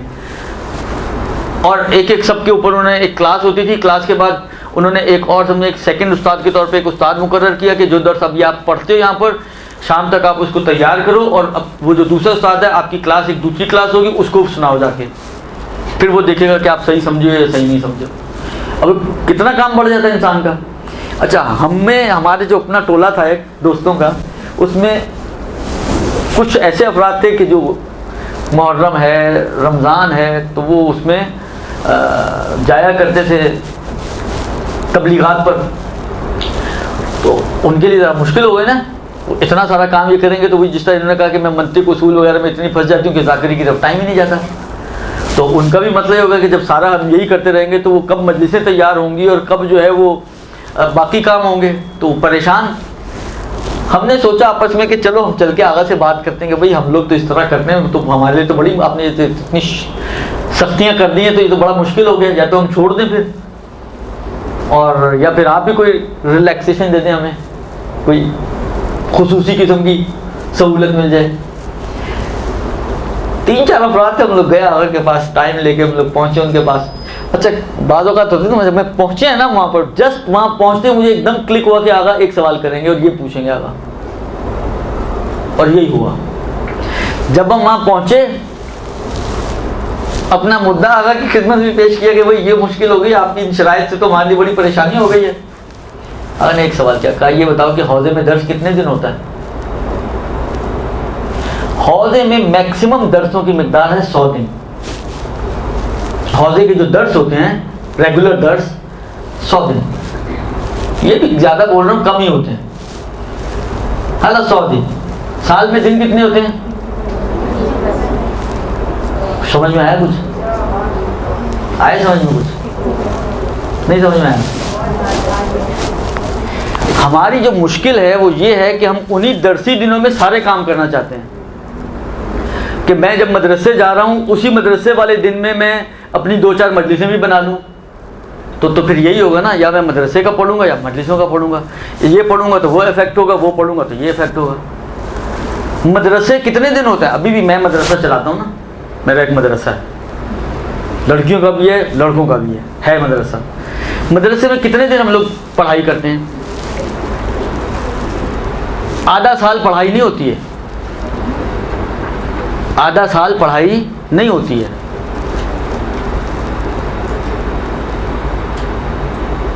इसका मतलब है बाकी आधा साल तो फारिग है। आधा भी मान लें तो बाकी आधा साल तो फारिग है ना, तो सही है, मजलिस ने बाकी आधा साल बनाया। हम क्या करना चाहते हैं? हम करना चाहते हैं ये आधा साल जिसमें हम पढ़ रहे हैं, उसी पढ़ाई के दौरान जो मतलब हम मदरसे में पढ़ रहे हैं, साथ साथ अपने दूसरी तबलीगी पढ़ाई भी उसी में ही कर डालें, तो मुश्किल तो खड़ी होगी ना। वक्त तो उतना ही है, मतलब ये वक्त फ्रेम आपका टाइम फ्रेम है। इस टाइम फ्रेम में आप अच्छे तरीके से एक ही काम कर सकते हैं। जब आप इस टाइम फ्रेम में एक की बजाय 2 काम करने जाएंगे तो क्या होगा? दोनों ही इफेक्ट होंगे ना उस पर आप ढंग से काम कर सकेंगे ना इस पर ढंग से काम कर सकेंगे। फिर आप कहेंगे यार हमारे पास तो मंतिक उसूल और उसके अलावा टाइम ही नहीं होता। तो मेरा नहीं ख्याल कि आपके जो लेडीज़ जो मदरसे हैं, लड़कियों के जो ख़वातीन के मदरसे हैं, कोई मदरसा ऐसा हो जो साल में 365 दिन चलता हो। कम से कम 52 इतवारें तो आती हैं ना। 52 इतवारों का मतलब तकरीबन 1.25 महीने। और आम तौर पर मैंने कहा ना, मुझे सारे मदरसों का नहीं पता, लेकिन आम तौर पर क्योंकि ये हौज़े की ही साए में चल रहे होते हैं, तो हौज़े में 2 छुट्टियाँ होती हैं, तो मदरसों में 2 छुट्टियाँ होती हैं। मुझे नहीं पता आप लोगों के मदरसों में कितनी छुट्टियाँ होती हैं। एक ही दिन होती है, हफ्ते में 1 दिन। शहादत वगैरह के दिन नहीं, खास नहीं। विलादत पे भी नहीं। बस इसका मतलब है कि आप बाकी सारे दिन पढ़ते हैं। नहीं, 2 महीने की होती है, जून जुलाई की 2 महीने की छुट्टी होती है। फिर मुहर्रम सफ़र में नहीं होती, 10 दिन। आखिर 2 महीने वो हो गए, 1.25 महीने ये हो गए, 10 दिन ये हो गए, तो 4 महीने तो बन ही गए ना छुट्टियों के। ये भी अभी और निकालेंगे तो और भी निकलेंगी। ये तो आपने मोटी मोटी छुट्टियां गिनी है, वो जो छोटी छोटी छुपी हुई होती है ना बीच में छुट्टियां, कि 14 अगस्त आ गई, छुट्टी हो गई, हुई नहीं हुई 14 अगस्त को? नहीं होती है। आला गदीर की हो गई, या मुबाइले की हो गई, या 15 शाबान की हो गई, या इस किस्म की बिलाखिर हिडन छुट्टियां कुछ होती हैं जो आपको अभी ज़हन में नहीं आ रही होंगी। तो ये प्लस माइनस करके महीना और बन जाएगा, 5 महीने की होगी छुट्टियाँ। तो मजलिसों का काम इन 5 महीनों में आप लोग करें, तो फ़ायदा ये होगा कि वो दर्स भी पूरा सही पढ़ेंगे आप, और मजलिसों के ऊपर भी काम आपका पूरे तरीके से होगा। क्योंकि इस वक्त आपके पास वो पढ़ाई नहीं है, तो आप सारा टाइम मजलिसों पे लगाएंगे, तो आपके दोनों काम हो जाएंगे। जब हम दोनों को एक दूसरे के अंदर दाखिल करते हैं ना, तो उसमें फिर गड़बड़ें वजूद में आती हैं। दुरुस्त जी। खूब, इसके बाद क्या जी, ये तो हो गई कुछ आयात और रिवायात की रोशनी में जो बातें मैंने आपकी खिदमत में अर्ज़ की। अच्छा, कुछ बातें ऐसी हैं, अब वो जो शुरू में मैंने बात कही है वो आप कहने को तो कह सकती हैं कि ये बाकी, तो इसका मतलब है कि जब आयत नहीं है और रिवायत नहीं है तो बस आपकी अपनी ही बातें हैं। तो ठीक है, हैं तो मेरी अपनी ही बातें, लेकिन मैं अपनी बातें अपने पास से नहीं कर रहा, उलमा और बुजुर्गान के कलिमात से निकाल कर लाया हूँ आपके लिए। एक दूसरा ये कि कुछ चीज़ें ऐसी होती हैं कि जो हर हाल में मतलूब होती हैं। दुरुस्त, मतलब सादगी। एक पॉइंट मैं आपको बताता हूँ, मतलब सादगी। अहले मिंबर लदा फदा मिंबर पे ना बैठे, सादगी से बैठे। आप जब सादगी पे लेक्चर दें और आपके अपने हर उंगली में 2-2 अंगूठियाँ मौजूद हों, दुरुस्त, 3-3 4-4 आपने लॉकेट पहने हुए हों, आजकल तो माशाल्लाह फैशन भी अजीब व गरीब किस्म के 4-4 5-5 सुराख करके हर सुराख में आपने जो है वो इयर रिंग्स पहने हुए हों, दुरुस्त, और फिर अल्लाह नेकी दे इस हाथ में भी चूड़ियाँ, इस हाथ में भी चूड़ियाँ, खुद लदे फदे जब आप बैठी हुई होंगी और साथ, और आपका लिबास माशाल्लाह 12-15 हज़ार वाला लिबास आपने पहना हुआ हो, तो आप किस मुंह से सादगी के ऊपर दर्श देंगी? कहेंगे मुंह तो हमारा एक ही है, देंगे तो उसी मुंह से। लेकिन ये आपकी जो तर्ज है मिंबरी होने का, ये तर्ज सही नहीं, तरीका सही नहीं। अहले मिंबर, देखिए मैं सादगी की बात कर रहा हूँ, मैं गंदगी की बात नहीं कर रहा हूँ, ये 2 अलग अलग चीज़ें हैं। सादगी का मतलब ये नहीं कि आप कपड़ों पे इस्त्री ना फेरें, सादगी का मतलब ये भी नहीं कि आप कपड़ों को धोए ना। सादगी और चीज़ है और नज़ाफ़त और चीज़ है। अन-नज़ाफ़तु मिनल ईमान। बाज़ रिवायतों में यूँ भी नकल हुआ है कि अल्लाह नज़ीफ़ व युहिब्बुन नज़ाफ़ा, खुदा खुद भी पाकीज़ा है और पाकीज़गी को पसंद करता है। अब ये जो पाकीज़गी है मसलन, ये हर हाल में मतलूब है, ये रिवायतों में आया है। पाकीज़गी के लिए कोई कैद नहीं है कि मतलब फ़र्ज़ करें जब आप घर में हो तो बेशक गंदी घूमें, जो हमारे यहाँ आमतौर पे ख़वातीन, घरेलू ख़वातीन करती हैं कि आपके पास से लहसुन प्याज की खुशबू आ रही हो, अगर उसको खुशबू आ जाए तो, और जब आप बाहर निकलें, यानी कमाल तो हमारी ख़वातीन का ये है कि जो उल्टा तो इतना नहीं लेकिन बिलाखिर काम उल्टा ही करती हैं। घर में आपको ज़्यादा साफ़ सुथरा और पाक व पाकीज़ा रहने की ज़रूरत है ताकि आपका शौहर आपकी तरफ रग़बत रखे। तो वहाँ पर हम मैली कुचैली गंदी प्याज लहसुन, बिलाखिर सर में तेल लगा हुआ, नहाने का मौका नहीं मिला तो 4 दिन वैसे ही गुजार दिए, तो शौहर आएगा आपके पास? कभी भी नहीं आएगा। वो शौहर जो अपने ऑफिस में, अपने अतराफ में मुअत्तर ख़वातीन को देख रहा हो, नहीं हकीकत देखें, ये फैक्ट्स हैं। ये जो इस वक्त माशरे की एक बड़ी मुश्किल खड़ी हुई है, मर्द दूसरी औरतों में रग़बत पैदा कर रहे हैं, उसकी एक वजह ये भी है। उसके आप दर्द दिल तो बेचारे का सुने उसका। वो ऑफिस से जब उठ के निकलता है जहाँ पे उसकी चारों तरफ जो है वो मुअत्तर ख़वातीन मौजूद हैं, साफ़ सुथरी बनी संवरी हुई, अब जब घर में आता है तो देखने को ही दिल ना चाहे, तो क्या रग़बत रखेगा उसकी तरफ? तो दोस्ती वो उसी से ही पालेगा ना।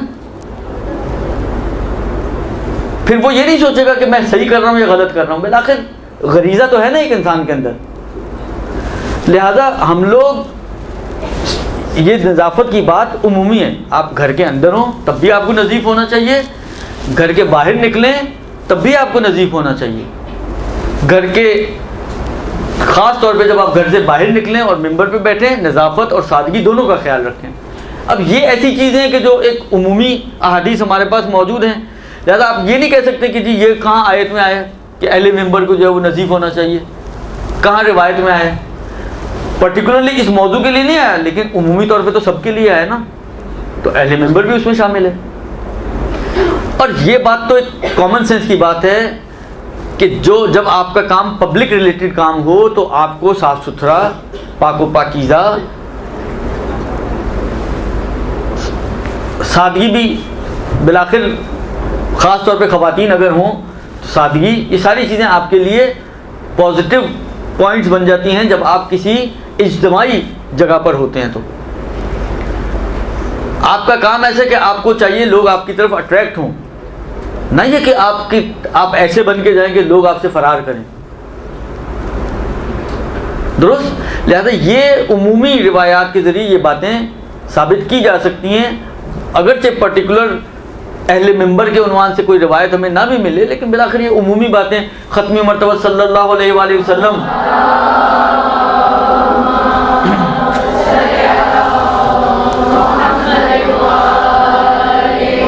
जब घर से बाहर तशरीफ़ लेके जाया करते थे, साफ़ सुथरा लिबास पहन के जाया करते थे।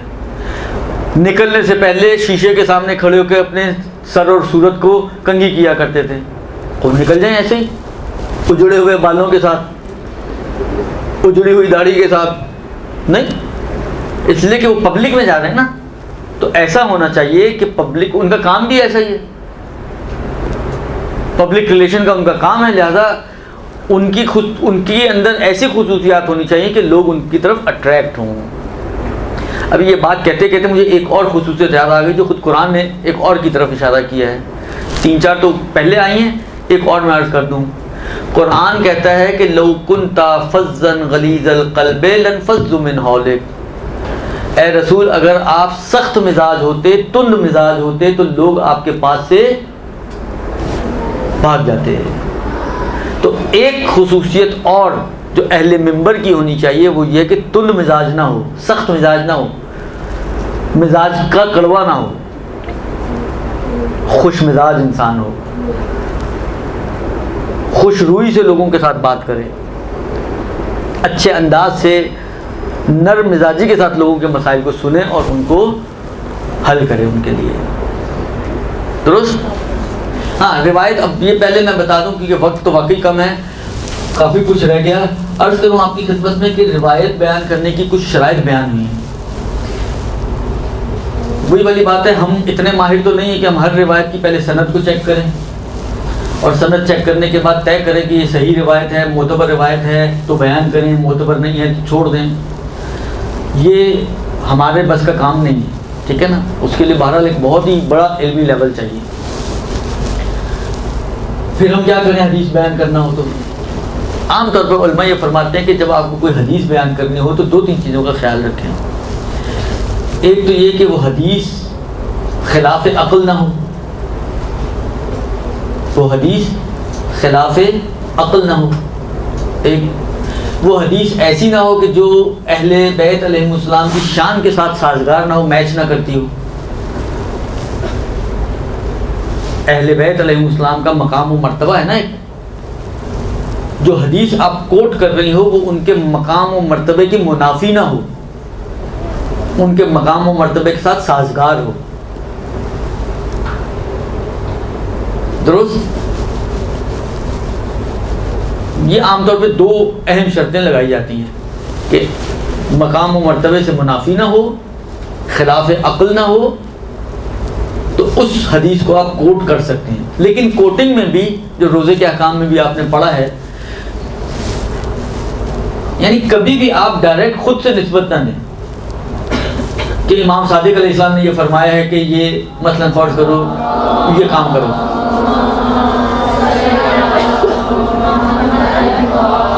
आपका बयान ऐसा होना चाहिए कि गोया आप कोट कर रही हैं कहीं से, मतलब किताबों में ये रिवायत नकल हुई है कि इमाम सादिक ने यूँ फरमाया, इस तरह करके।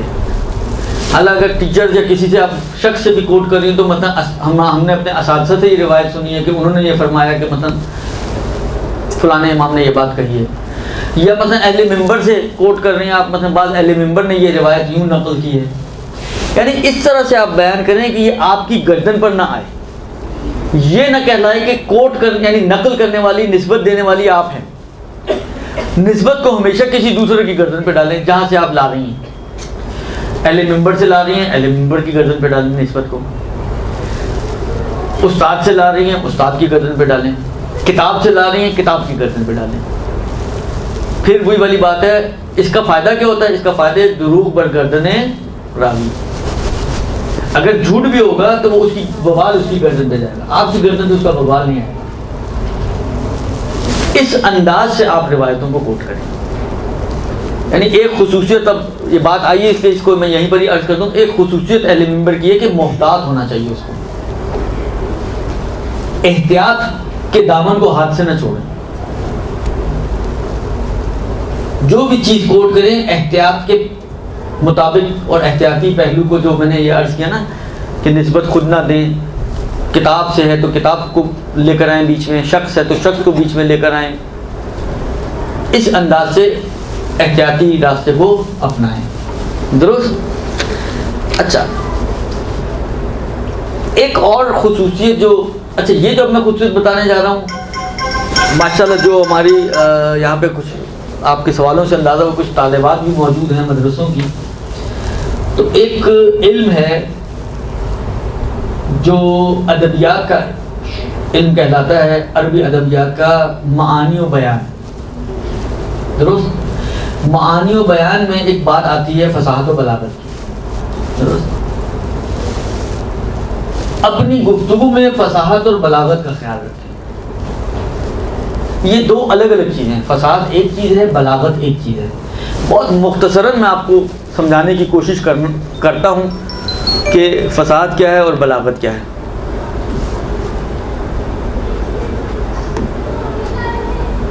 फसाहत क्या है और बलागत क्या है? देखिए, अल्फाज का चुनाव, अल्फाज की का नज़्म, जुमलाबंदी, अल्फाज कैसे इस्तेमाल कर रहे हैं आप, आसान या सख्त, इसका ताल्लुक है फसाहत से। फसाहत जो है वो कलाम की खुसूसियात हैं। कि कलाम सख्त होना चाहिए, नरम होना चाहिए, आसान होना चाहिए, दुरुस्त। जहाँ पे शेर की ज़रूरत है मतलब शेर लेकर आएँ, जहाँ पे नसर की ज़रूरत है वहाँ पे नसर लेकर आएँ। बिलाखिर ये कलाम से रिलेटेड जो मुहस्सनात हैं, उसकी अच्छाइयाँ हैं, उनका ताल्लुक़ है फ़साद से। बलागत कहते हैं मुक्तज़ाए हाल। मुक्तज़ाए हाल का मतलब ये है कि मुक्तज़ाए हाल में मजलिस, अफराद, वक्त, इन चीज़ों का ख्याल रखना, इसको कहते हैं बलागत, मुक्तज़ाए हाल। मसलन आप इतवार वाले दिन दोपहर की मजलिस, अब मैं ख़ास तौर पे मर्दाना मजलिस की बात करूँ तो लोग 10, 11, 12 बजे उठते हैं, आराम से उठते हैं, नाच तो फ्रेश होकर आते हैं, तो आपका मजमा तरोताज़ा है। तो उनके सामने आप क्या, फ्रेश लोगों के सामने आप बात कर रहे हैं तो कैसे बात करनी है आपको। एक दफ़ा दूसरा मसलन जो रात की आमतौर पर मजलिस होती हैं और ख़ास तौर पे वर्किंग डेज़ में, मसलन जुमेरात की मजलिस है, अब रात को 9 बजे मजलिस है, एक बंदा सारा दिन थका हारा मजलिस में आया है, अब थके हुए ज़हन के साथ वो आपकी बातें सुन रहे हैं, तो अब आपको कैसे बोलना है। ख़वातीन के सामने बैठे आप बोल रहे हैं तो कैसे बोलना है। तुल्लाब के सामने आपकी गुफ्तगू है तो क्या, कैसे आपको किस तरीके से बात करनी चाहिए। बाज़ औक़ात होते हैं मसलन आपको मेडिकल कॉलेज के स्टूडेंट्स हैं और उनके साथ आपकी गुफ्तगू है, बैंकर्स के साथ आपकी, मुख्तलिफ शोबों वाले अफराद के साथ आपकी गुफ्तगू होती है, उनका ख्याल रखें आप। इसको कहते हैं बलागत।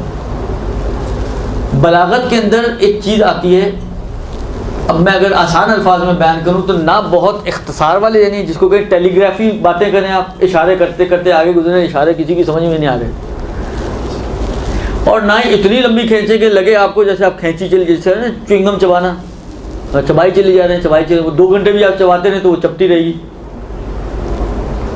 न बहुत मुख्तसर इख्तिसार से बात करें किसी की समझ में ना आने पाए, न बहुत लंबा करें कि लोग बोर होना शुरू हो जाएं। इनके दरमियान की एक चीज़ कहलाती है,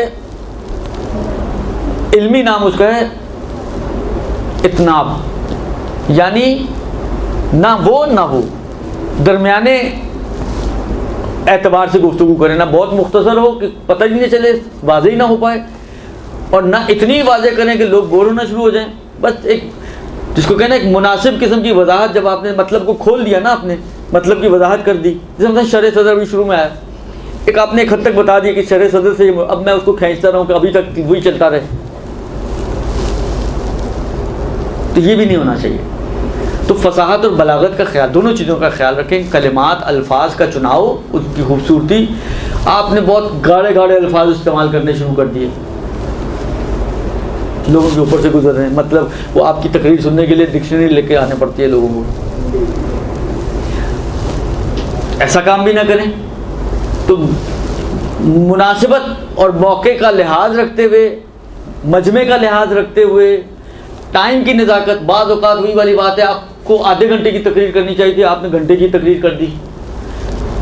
एक बहुत ही मशहूर अहले मिंबर गुजरे ईरान के, आग़ाए फ़लसफ़ी, उनसे नकल किया जाता है कि वो फरमाया करते थे कि पहले 20 मिनट लोग आपको देखते नहीं और सुनते नहीं, अगले 20 मिनट देख तो रहे होते हैं, सुन नहीं रहे होते हैं, और उससे अगले 20 मिनट ना देख रहे होते हैं ना सुन रहे होते हैं। कोई घड़ी देख रहा है, कोई पहलू बदल रहा है, कोई इधर उधर देख रहा है, कोई उठ के ही चला जाता है बेचारा। तो ऐसा काम ना करें, मौका और वक्त को मद्देनज़र रखें और उसकी मुनासिबत से बातचीत करें। कितनी गाड़ी होनी चाहिए, मजमे को देखें, मजमा अगर गाड़ी सुनने वाला है तो गाड़ी सुना दें आप उनको। मजमा अवामी का, देहाती लोग बैठे हुए आपके सामने, अवामी लोग बैठे हुए आपके सामने, तो आप अवामी गुफ्तगू करें। फिर आप गाड़ी गुफ्तगू करेंगी तो अपना भी वक्त ज़ाया कर रही हैं और उसका भी वक्त ज़ाया, अपनी भी मेहनत ज़ाया कर रही हैं और उसकी भी मेहनत ज़ाया कर रही हैं। ईसाले सवाब की मजलिस में लोग सुनने नहीं आते, ईसाले सवाब की मजलिस में लोग शक्ल दिखाने आते हैं। अब आपने कहा आप आए हो तो जाओगे कहाँ, और 1.25 घंटे की तकरीर झाड़ दी, ना करें ये काम, आधे घंटे से ज़्यादा ना पढ़ें साले सवाब की मजलिस। मतलब मुहर्रम की मजलिसों में लोग शौक से सुनने के लिए आते हैं, तो सही है उधर। यानी मेरा अपना ज़ाती अंदाज़ा ये है कि मैक्सिमम आपकी मजलिस जो है ना 50 मिनट से ऊपर नहीं होनी चाहिए मसाइल के साथ, यानी नॉर्मल भी 50 मिनट से ज़्यादा ना खींचे। ये और बात है कि मुझसे भी नहीं कंट्रोल होती है, लेकिन मैं आपको सब मशवरा दे रहा हूँ कि कोशिश करें आपकी मजलिस 50 मिनट से ज़्यादा ना हो, फ़ज़ाइल व मसाइल मिलाकर। जिनको शौक होता है जी मौलाना ज़्यादा मसाइब पढ़िएगा, तो आप मसाइब के लिए जितना टाइम छोड़ना है उतना छोड़ के फिर उसमें जो बाकी बचते हैं उसमें ये ना करें कि आप 50 मिनट में से आप कहें जी 40 मिनट या 45 मिनट तो मुझे फ़ज़ाइल पढ़ने, फिर मसाइब आपको 15 मिनट के हो गए तो आप घंटे की हो गई फिर पूरी, या घंटे से भी ऊपर चली गई। यानी ये वो चीज़ें हैं कि जो अगर आप ख्याल रखेंगे तो आपकी मजलिस में खुद ब खुद एक इंटरेस्ट बरकरार रहेगा लोगों का। तुलानी मजलिस तवालत मजलिसों की आफत है। तुलानी होना, वही बलागत का ख्याल ना रखना और फसाहत का, दोनों चीज़ों का, ये दोनों आफतें, दोनों का ख्याल रखें तो दोनों हुस्न हैं, और ख्याल ना रखें तो यही उस तकरीर की आफत बन जाएगी। ना आपने अल्फाज का ख्याल रखा, ना चुनाव का ख्याल रखा, ना जुमलेबंदी में कोई आपने काम किया। जुमले आ रहे हैं जिसके कहते हैं, देखें एक तस्बीह हो, धागा टूटा हो, बिखरी हुई हो, ये बिखरे मोती है ना, मोती खुद खूबसूरत होते हैं लेकिन इसके बिखरने की वजह से इसका हुस्न ख़राब हो जाता है। इसी को आप परो दें एक खूबसूरत तस्बीह की शक्ल में, तो वही मोती खूबसूरत तस्बीह बन जाते हैं। हर शख्स का शौक़ और इंटरेस्ट उसमें कायम हो जाता है। आपने कभी रेड़ियाँ देखी हैं सब्जियों की, फलों की? कुछ रेड़ियाँ आपने देखी होंगी उसमें ऐसी पड़ा हुआ होता है, बोरी खोली डाल दी उसमें, या पेटियाँ ली और ढेल दी, और उसी ढेर की शक्ल में वो बेच रहे होते हैं। और एक सब्जी वाला होता है, सुबह आता है, सारी पेटियाँ खोलता है, एक एक फल को चमकाता है और बड़े स्टाइल से उसको सजाता है। किसकी तरफ कदम उठेंगे आपके? अगरचे कीमत सुन के वापस आप पीछे आ जाएंगे, लेकिन ज़ात के एतबार से अगर आप देखें तो आपके कदम खुद ब खुद उठेंगे उस रेली की तरफ कि जिसने बड़ा सजा के और बड़ा, बस आपको भी यही काम करना है। अपने अल्फाज को उस ढेर की तरह नहीं फेंकना पब्लिक में, बल्कि चमका कर सजा कर लोगों के सामने पेश करना है। वो ऑटोमेटिकली लोगों का रुझान उसकी तरफ बढ़ जाएगा, ऑटोमेटिकली लोगों का क्या कहते हैं इंटरेस्ट उसमें जो है वो बरकरार हो जाएगा। लेकिन अगर खुद ही उनको समझना है, बाद में ऐसा होता है ना, ब्लॉक्स को खुद ही आपने जोड़ना है, वो आपके बिखरे मोतियों को उन्होंने खुद ही सेट करना है अपने जहन में, तो काम बढ़ गया ना आवाम का। देखिए जब भी काम बढ़ेगा वो उसके लिए बोझल हो जाएगा। वो पहले सुने, फिर उन बिखरे मोतियों को खुद ही जोड़े ब्लॉक्स की तरह और एक शक्ल बनाए। उसके मुकाबले में फ़र्ज़ करें कोई ऐसी खातून हो जो सजा कर आपको पेश करे, उसकी मजलिस में जाने को तरजीह देंगी। अगर उसको ऑप्शन दिया जाए भाई 2 मजलिस हो रहे हैं, एक में फ़लानी और एक में फ़लानी, क्योंकि मैं फ़लानी के पास चली जाऊँ, अच्छा है, काम कम करना पड़ता है, इसमें होमवर्क ज़्यादा होता है। तो अपने अल्फाज को, उनकी सेटिंग को, उनके आसान और मुश्किल होने को, इन तमाम चीज़ों को मैनेज करें जिसका ताल्लुक़ फसाहत से है, और वक्त, मौका, पब्लिक की कैफियत थकी हुई है, फ्रेश है, शक्लें दिखाने आई है, वाकई सुनने आई है, इन सारी चीज़ों को मद्देनज़र रखते हुए अपनी बात उनके सामने पेश करें, तो ये हो जाएगा बलागत। तो फसाहत और बलागत दोनों चीज़ों का ख्याल रखना ये मुहस्सनात कलाम में से है, और ये आपको फ़ायदा पहुंचाएगा। 4:30 तक का टाइम था ना, 3 से टाइम तो आप लोगों का बहरहाल हो गया, तो कुछ बातें और रह गई थी। चलें इन्हीं पे भी अगर इंसान थोड़ा सा काम कर ले तो इंशाअल्लाह अज़ीज़ उसको फ़ायदा मिलेगा। एक किताब है मुहद्दिस नूरी की, लोलो और मरजान के नाम से, दुरुस्त, उसका लोलो मरजान, उसका उर्दू तर्जुमा हुआ है अहले मिंबर के आदाब। मुहद्दिस नूरी अहले मिंबर के आदाब के नाम से कुछ तर्जुमा हुआ उसका। उस किताब को लें, उसमें बहुत सारे आपको और नुकात भी मिलेंगे कि जो अहले मेंबर को जिनको ख्याल रखने की ज़रूरत है। मैंने कहा ना कुछ चीज़ें ऐसी जो अवामी हैं, वो आखिरी नुक्ता मैं फिर लेकर आ रहा हूँ। अब ये जो जितनी बातें मैंने आपको की हैं एज अ मुस्तमीन, सामीन, लिसनर, आपको ये तवक्कुआत नहीं है कि मैं बातें आसान करूँ, आपको ये तवक्को नहीं है कि मैं मेरी बातें इस तरीके से आपस में इंटरलिंक्ड हों कि समझना आसान हो जाए। आपकी तवक्को ये नहीं है कि मतलब फ़र्ज़ करें क्या कहते हैं मुहद्दिस नूरी, कि मेरी जो बातें हैं वो ऐसी हों कि जो आपके 3:30 बजे क्लास हो रही है, थकी हुई ख़वातीन के सामने आपको बोलना है, तो आपकी थकावट का लिहाज करते हुए बात करूँ मैं। ये सारी वही चीज़ें ना, मैंने कहा ना कि आप सिर्फ इस चीज़ को मद्देनज़र रखिए कि आपकी अपनी क्या तवक्कुआत हैं वही आपके अंदर होनी चाहिए, और वही आमतौर पे उलमा उन्हीं को ही पॉइंट आउट कर रहे होते हैं। आपके बैठने का अंदाज़, अब कुछ चीज़ें मैंने कहा ना आई नहीं है, लेकिन बिलाखिर आपके बैठने का अंदाज़, आपकी बॉडी लैंग्वेज, अब ये कोई आए तो रिवायत से नहीं मिलेगी, ये उर्फ़ी चीज़ है। उर्फ़ी एतबार से बिलाखिर आपका बैठने का अंदाज़ काउंट करता है, आपकी बॉडी लैंग्वेज काउंट कर रहा है। आप बिल्कुल खुद बन के बैठ जाएँ और बोलना शुरू कर दें और यूँ ही उठ के चली जाएँ, तो वो इंटरेस्ट नहीं होगा जबकि आपकी इंटरेक्शन होगी। ख़ास तौर पे अगर आप बाज़ औक़ात पब्लिक को भी अपने अंदर इन्वॉल्व करें। ये सारी वो छोटी छोटी चीज़ें हैं कि जो आपकी मजलिसों को इंटरेस्टिंग बनाती हैं और लोगों का इंटरेस्ट उसमें बरकरार होता है। जल्दी से 2-3 सवाल। 25 मुहर्रम को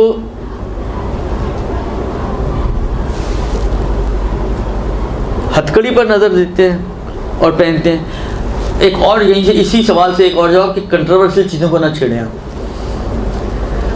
जो कंट्रोवर्शियल चीज़ें हैं जिसके अंदर बहुत बदनामी का ज़्यादा इम्कान होता है, ऐसी चीज़ों को ना छेड़ें, अभी इसको भी ना छेड़ें।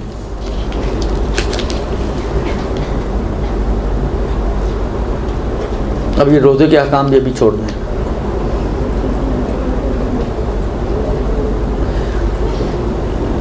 बहरहाल आप लोग भी मुक्तज़ा हाल का ख्याल नहीं रखते हैं। बहरहाल गूगल वगैरह पे जो कुरान है बिल्कुल आप पढ़ सकते हैं। कुरान तो कुरान ही है, गूगल पर हो या आपके घर में हो तो उसको पढ़ने में कोई हरज नहीं है। अच्छा, कुछ अखलाकी किताबें हैं जो अच्छी किताबें हैं। आग़ा दस्तगैब शिराज़ी की अक्सर किताबें अच्छी किताबें हैं। शहीद दस्तगैब शिराज़ी की अखलाकी किताबें हैं, अच्छी किताबें हैं। मोतबर शख्सियत है, उनकी किताबों को आप पढ़ें। शहीद दस्तगैब शिराज़ी ईरान के शिराज़ के एक आलिम थे, उनकी अच्छी किताबें हैं। कुछ मुहद्दिस कुम्मी की मनाज़िल आखिरा टाइप की किताबें हैं, वो भी इशारे सवाब की मजलिसों के लिए अच्छी किताबें हैं।